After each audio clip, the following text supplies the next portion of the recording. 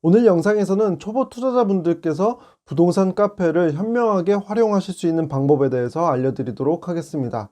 자, 그럼 영상 내용 보시기 전에 좋아요와 구독하기 그리고 알람 설정을 해주시고요. 자, 그럼 시작해 보겠습니다.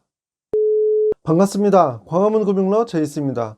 보통 부동산 공부를 지금 시작해 보겠다 이렇게 마음 먹으시고 그 다음에 제일 먼저 하시는 일이 부동산 카페에 가입하기, 이걸 제일 먼저 시작하시잖아요. 집을 산다는 게 내가 먹고 싶은 것도 줄이고 하고 싶은 것도 참아가면서 차곡차곡 모아놓은 돈을 쓰는 일이기도 하고, 이 돈도 모자라서 대출을 받기도 하죠. 살면서 이렇게 큰 돈을 쓰는 경우가 많지가 않아요. 그러니까 혼자 결정하는 것도 부담스럽고 신중하게 판단하고 싶으니까 다른 사람들의 객관적인 의견을 듣고 싶어서 부동산 카페에 여러분들이 가입을 하시는 거죠. 저도 예전에 집을 사야 할지 말아야 할지 고민이 될 때 부동산 카페부터 가입을 했었는데요. 정말 글을 읽다 보니까 너무 재밌더라고요. 제가 부동산에 대해서 잘 알게 되는 것 같은 느낌도 들게 했고요. 그래서 시간이 날 때마다 그 카페에 계속 들어가서 모든 글을 거의 다 읽었던 것 같아요. 이렇게 부동산 카페에 매일같이 들어가다 보니까 유독 글을 많이 쓰는 회원이 눈에 들어오기 시작했죠. 부동산 관련된 기사도 엄청 카페에 퍼나르시고, 그리고 집을 사야 할지 말아야 할지 고민하고 있는 회원의 글을 보면 어김없이 그분의 댓글이 달렸어요. 그런데 이분은 흔히 폭등론자라고 하죠. 집값이 앞으로 엄청 오를 거라고 계속해서 말씀하시는 분이었는데요. 처음에는 이분이 부동산을 오랫동안 공부하신 전문가일 거라고 생각했어요. 그래서 이분이 어떻게 공부를 해오셨을까 이게 궁금해 갖고 이 회원이 쓴 다른 글 보기를 제가 한번 해봤죠. 그런데 사실 좀 놀라웠어요. 얼마 전까지만 해도 집을 사야 할지 말아야 할지 고민하셨던 분이었던 거죠. 아, 이제는 이사 다니기에도 지친다. 집값이 계속 오르는데 더 오를 것 같아서 지금이라도 빨리 매수를 해야 할 것 같은데 여러분들의 의견은 어떠신가요? 이런 글을 남기시기도 했었어요. 사실 이 글을 쓰실 때부터 답은 어느 정도 정해져 있었어요. 집을 사고 싶으셨던 거죠. 그런데 집을 사본 적이 없기도 하고 걱정이 되니까 나에게 용기를 줄 수 있는 여러 개의 댓글이 필요했던 거예요. 그리고 이 글을 쓰신 다음에 얼마 후에는 매매 계약을 체결하셨다는 글을 쓰셨더라고요.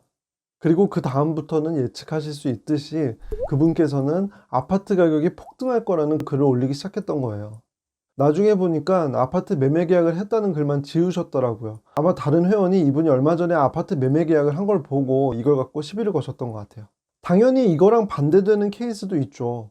집값이 최근에 많이 올랐으니까 아파트를 기분 좋게 매도했어요. 이렇게 글을 올리셨던 분이 몇 달 후에도 아파트 가격이 오르는 것을 보면서 아파트 가격에 거품이 많이 꼈다, 이런 댓글을 남기시더라고요. 사실 이 두 사람 모두 비난할 수는 없어요. 사람마다 입장 차이가 다른 것 뿐이거든요. 그리고 사람들의 의견이 100% 객관적일 수는 없다는 걸 우리는 다 알고 있잖아요. 그리고 특히 부동산 카페는 부동산에 관심이 있어서 모인 사람들이니까 당연히 이 부동산 관련된 문제에 객관적일 수가 없어요. 당연히 집이 있는 사람은 집값이 올랐으면 좋겠고, 그리고 집이 없는 사람은 집값이 떨어졌으면 좋겠죠.